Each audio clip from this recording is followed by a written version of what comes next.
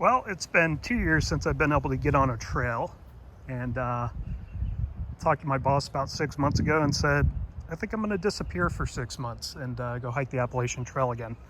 So I got permission and I start in mid-April. I'm going to leave sometime in the middle of the week here. But I thought, as is ritual, go through all of the stuff I'm going to be taking with me. And I don't know, I'm not completely happy with the gear set, but I'm content with it. There will be changes along the way for sure. But I'll show you what I've settled on now. I think all in all it weighs about 12 pounds. We'll go through clothes first. I swapped out my Patagonia Houdini for the Outdoor Research Helium.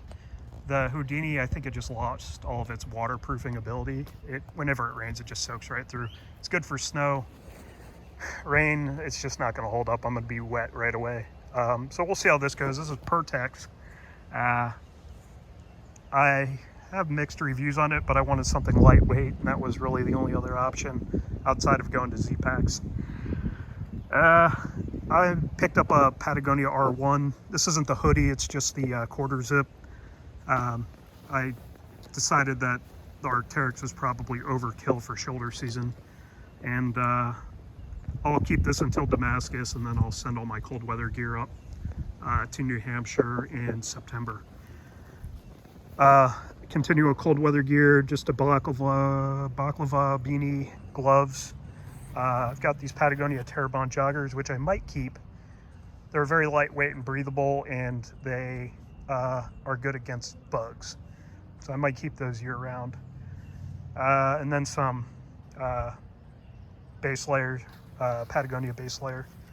I've got 3 pairs of Darn Tough socks. These are old socks that I'm just trying to burn out so I can send them in. I've got 3 new pairs in my bounce box. And both of my shirts are Capline. It's the short sleeve Capline shirt and the long sleeve hoodie. Over here I've got Brooks running shorts, and I've got some base layers there for chafing, and the blue bag will hold all the clothes, maybe not the R1. But down here, I debated on bringing these, but I'm going to bring the Crocs. We'll see how they do. I've got the Thermarest seat and electronics. This is going to change a little bit because I just bought a new battery bank. This was the late model for the large battery banks.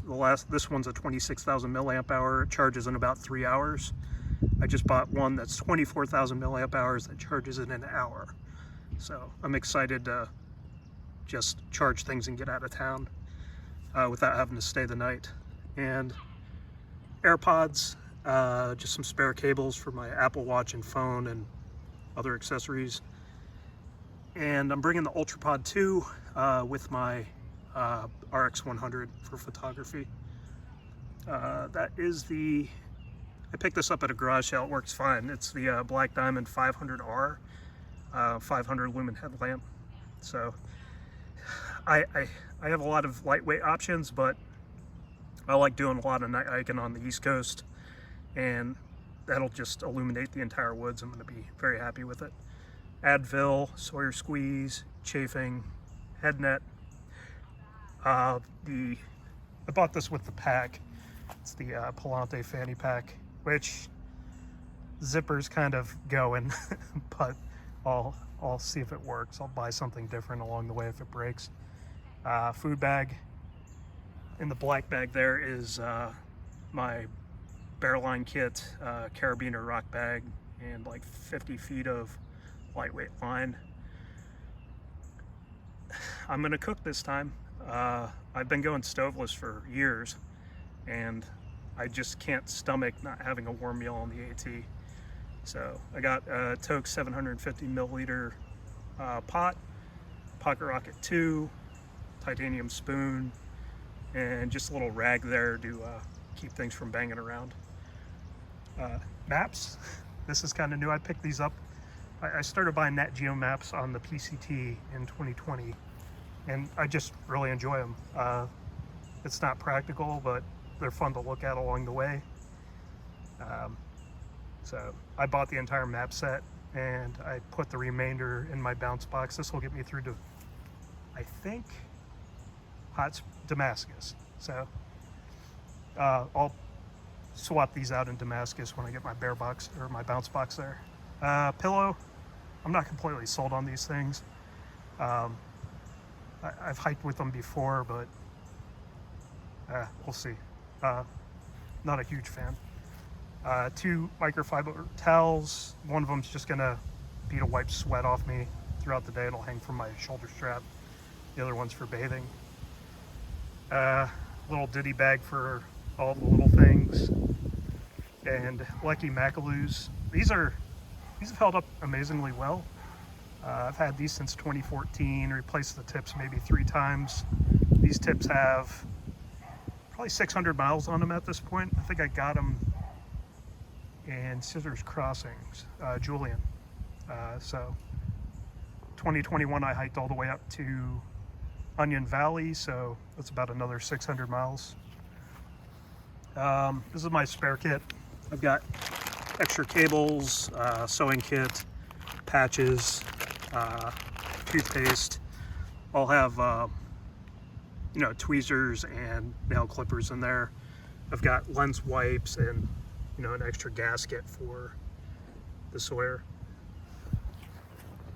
The Thermarest X-Lite, same one everyone else has. Got the Z-Packs tent stake, which I'm not bringing my Z-Packs pocket tarp. I've traded that in. And I've got the Gossamer Gear umbrella, which I'm gonna try. I see a lot of people on the AT starting to bring them. And since it rains like 1 in 4 days out there, I'll give it a shot. Enlightened Equipment Revelation 20. I've gotten away from sleeping bags entirely at this point, so I'll see how it does in the summer, just laying on top of me, but I might swap it out for like a poncho liner. We'll see. The clear bag, that's Nylaflume. That's just an extra layer of waterproofing protection. So that's just gonna line the bag. The Palante V2. This was with me in 2020 on my through hike of the PCT. It did 1,000 miles on the PCT in 2018. It did another 700 miles on the PCT in 2021. So I mean, it's got some miles on it now, 3,500 miles probably, and there's nothing wrong with it. It just keeps going.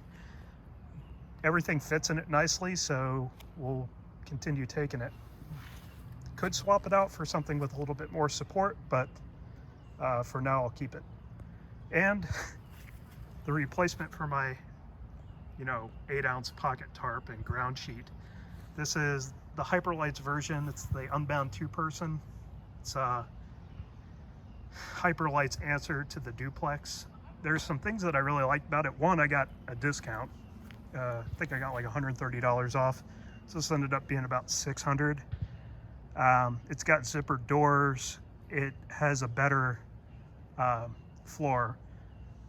It's impossible to get the floor to slip outside of the rainfly, so you're not going to get rained on in this thing. And structurally, it just seems to be built a lot better. I've never had problems with Z-Pack sewing, but I hear a lot of complaints on the duplexes, so we'll give this a shot. The floor, the thickness of the floor is I don't know what ounce cloth they use for the floor, but it's less than the duplex, so we'll just have to take extra care. So yeah, allergies. Yeah, so that's all the gear, and like I said, I leave mid-April and try to do the full 6 months out there.